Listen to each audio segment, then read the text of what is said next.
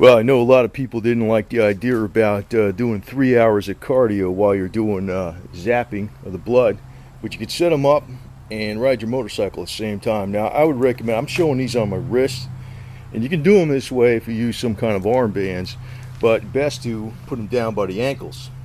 And I showed this in the previous video, but there's an advantage of riding a bike, especially like a Harley that vibrates like crazy, and zapping. And like I have it on a belt right here. You can see this is on a belt. It's attached with, it's a weight belt. And I got a thing on here. I have this set up when I cardio, just like that too. So you can turn it on, but you would have this through the pants legs instead. But the advantage of this is, if you're riding a Harley, you're going to actually use your lymph system a lot. And if you see what I'm talking about,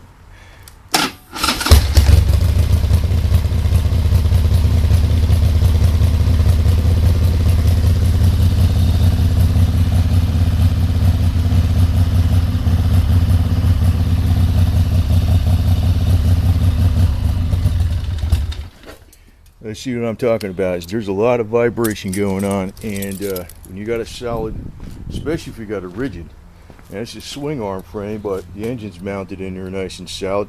So if you want your lymph system to really get vibrated and get all those parasites out of your lymph system while you're zapping, this is the way to do it.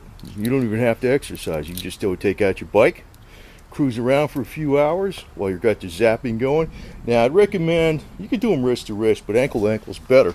If you got this thing set up down around your ankle, wire comes up, you got a strap here, and you have this, hooked on with a weight belt, you're cool, right? And that's a good way to zap. You could zap while you're riding instead of doing exercise, and I'll guarantee you, with the vibrations of the Harley-Davidson, you're going to be getting a hell of a lot more microbes zapped. So this is going to be the method for maybe a new club called Healers MC.